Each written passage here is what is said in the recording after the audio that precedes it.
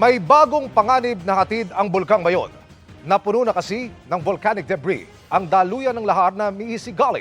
Kaya sakaling magkaroon ng lahar flow, hindi pa masabi kung saan ito dadaloy at anong mga lugar ang posibleng maapektuhan. Ang latest na sitwasyon, tinututukan live ni Bea Pinlac. Bea! Emil, muli na naman nakapagtala ng uson o pyroclastic density current sa Mayon Volcano pasado alas 2 ng hapon kanina.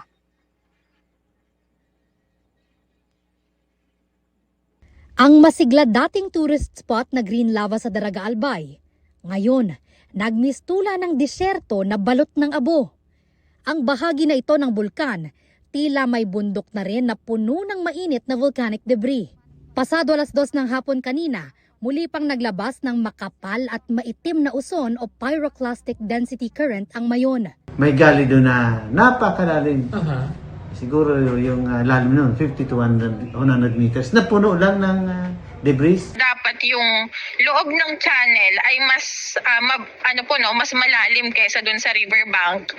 Pero ngayon po ay mas umbok na yung loob dahil dun nga po na-deposit po yung PDC. Ang tinutukoy nila ay ang Miisigali, kung saan sana dadaloy ang lahar.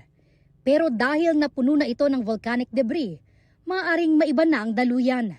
At kung bumuhos ang malakas at tuloy-tuloy na ulan dahil sa paparating na bagyo, hindi raw matitiyak kung saan mismo posibleng dadaloy ang lahar. At baka lumagpas pa ito ng permanent danger zone. Hindi na natin mapipredict kasi considering nag-overflow nga siya. Hindi natin alam kung saan siya gagawa ng mga bagong channel, kung saan siya mag-flow ulit. So, according to FIVOX, definitely gagawa to ng bagong trail na dadaanan niya. Dahil dito, may banta ng pag-agos ng lahar sa ilang lugar malapit sa Mayon. Kaya nangangamba ang mga magsasaka na mapinsala palalo ang kanilang mga taniman sa labas ng danger zone. Ito, tanggalin lang namin yan. Tapos pag tuyo na, makapagtanim kami. Pero pag laharang bumagsak, wala na. Mahihirapan kami lalo ng mga magsasaka dito. Wala na. Hindi naman may babalik yung pagod namin. Tatanggapin na lang talaga namin yung nangyari. Mahirap, pero wala namang ibang choice eh.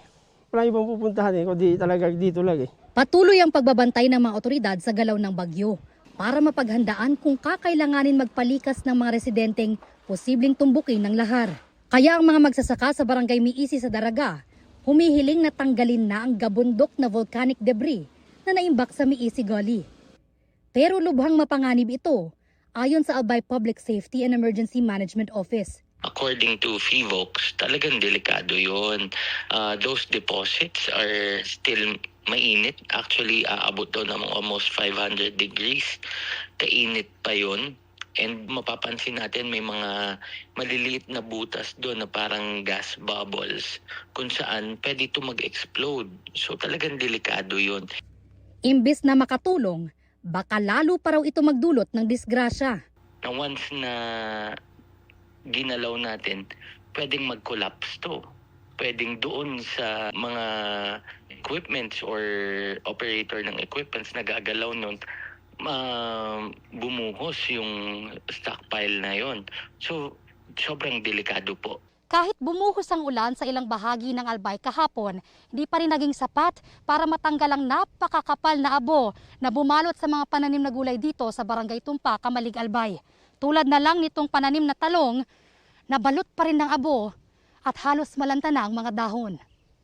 Kahit matagal nang bawal pumasok sa 6-kilometer permanent danger zone ng bulkan, may mga magsasaka na nagtatanim at nag-aalaga pa rin ng hayop doon.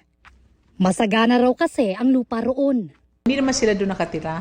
So, pupunta lang doon pag magtatanim, mag-asikaso, bababa na. Yung Mayon area kasi, yun ang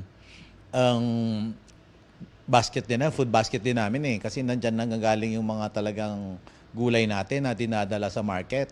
Kaya talagang malaking kawalan to.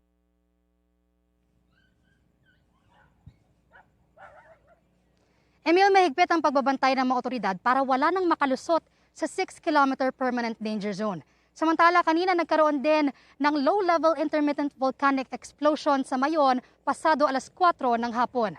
Yan ang latest mula rito sa Albay. Balik sa iyo, Emil.